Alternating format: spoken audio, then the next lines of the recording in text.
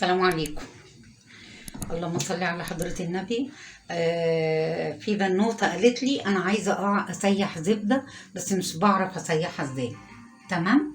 فأنا جبت زبدة كده على القد. تمام. وقلت أسيحها وأوريها لكم.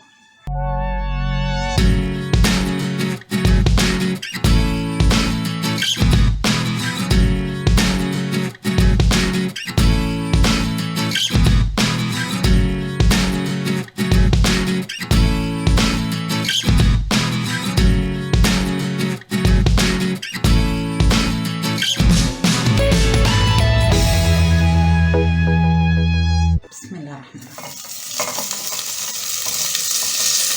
حط الفريزر هي اتخرج شوية.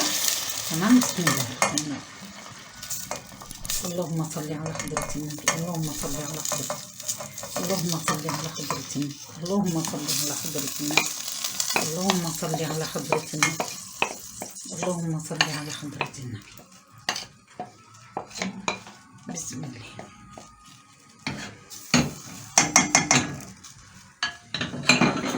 صلوا على الحبيب كده. بسم الله. اهي ده كيلو. تمام. وانا بحب اسيح الزبده يا جماعه. زمان كانوا بيسيحوا يا جماعه، كنا بنسيح السمنه في حلل الالومنيا، وبيفضلوا بقى الجماعه بتوع زمان بالكبسه ويفضلوا يقلبوا. طبعا الالومنيا لما بتتقلب كتير مش حلوه خالص، فانا بحب اسيح الزبده في حلل الستانلس زي كده. تمام. طبعا صحيه وما بتخليش الحاجه لا انا مش بحب الالومنيا يا جماعه الا في حاجات معينه. في حاجات معينه انا بحب الالومنيا فيها. تمام.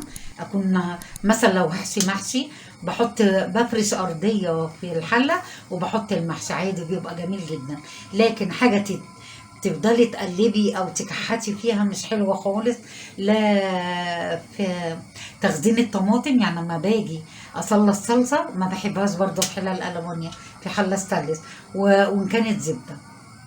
وكمان الطماطم لما بتتعمل في حلل الالومنيا يا جماعه الطماطم فيها املاح، بتبقى مش حلوه خالص مع الالومنيا كصحيا يعني. وكل واحد يعمل زي ما هو عايز، بس انا بقول كصحيا الطماطم والزبده في حلل الستانلس. تمام. اللهم صل على حضره النبي. هي نزلتها وابتدت تسيح. برمي فيها يا حبايبي ورقتين لورا صغننين كده، وورق لورا اهو بيدي ريحه حلوه للزبده. وده يا جماعه عشان كيلو واحد، ويعني استخدام مثلا اسبوعين ولا 3، فانا حاطه ورق لورا بس. لكن زمان كنا بنجيبها في شهر طوبه وبتفضل عندنا الطوبه التانيه بتتخزن بالسنه، فكنا بنحط عليها مثلا لو كميه كبيره مثلا 4 فصوص حبهان، 4 فصوص اللهم صل على حضرة النبي فلفل اسود حصى وورق لورا وفصين مستكة، بتخلي ريحة الزبدة من طوبة لطوبة حلوة قوي. واحسن ميعاد لتخزين الزبدة اللي هو شهر طوبة وشهر امشير. تمام. طبعا هي اكيد كلكم عارفين الموضوع ده. صلوا على الحبيب بقى. بصوا هنقلبها. بسم الله الرحمن الرحيم. هي لسه قدامها شوية. تمام. هكمل بقى تسيحة يا جماعة وهوريها لكم، وان شاء الله حبايبي اللي طلبوها مني يتفرجوا عليها. الزبدة هي حبايبي اتسيحت. تمام.